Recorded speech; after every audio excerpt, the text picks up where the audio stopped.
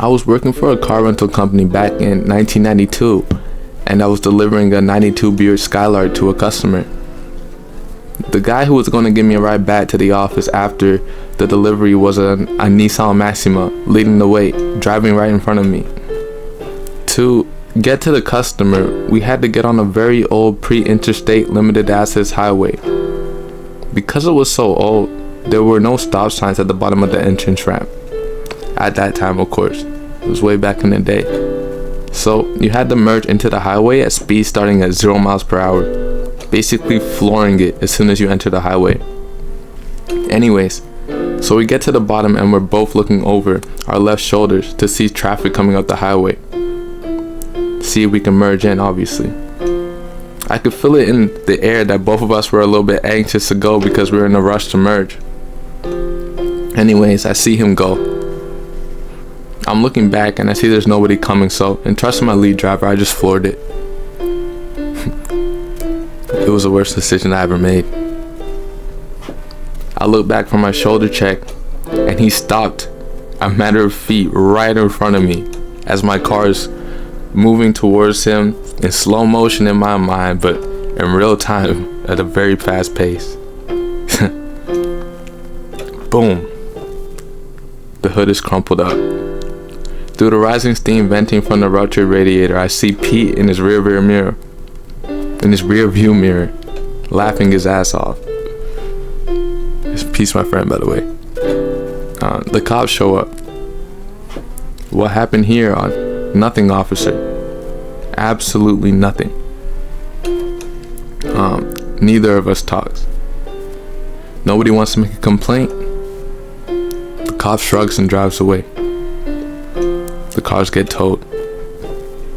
A week later, the city rental manager shows up to meet with me. My manager tosses me in the outer office before we go in.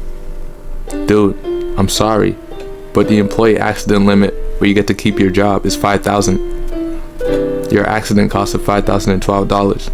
There's nothing I can do. So I walk to the door like a man being led to his execution.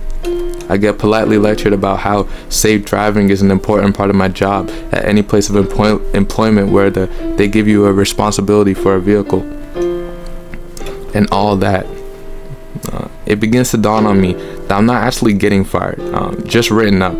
I look to my right and my boss is stifling, giggling under his hand. What a dick. I always liked working at that place. 11 days after I got my license. I got my driver's license around the same time that the Fast and Furious movies came out. What's that for bad timing? I love cars and I thought I was Superman, just like any kid my age. I grew up privileged and was always a good kid. My first car was a Mazda RX-8. I loved that thing to death. It made me feel like a rock star. My brother, he and his Mustang, and me and my RX-8 went to do some back abandoned roads in the middle of the night.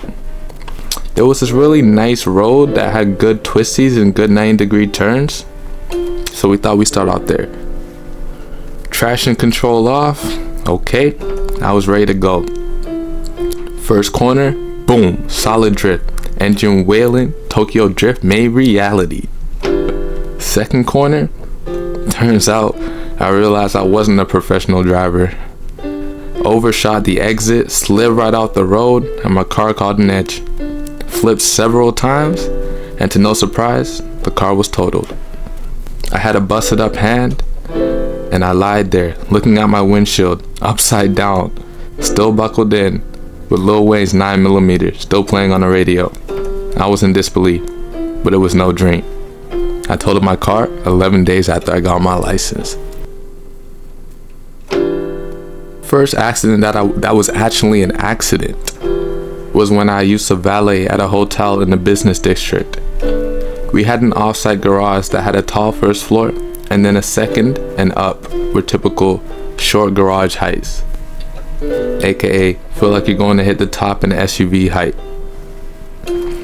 Anytime we had guests come in with anything oversized, or if they had some sort of luggage pod, etc., we would put them through the first floor because the garage was taller, like I just said.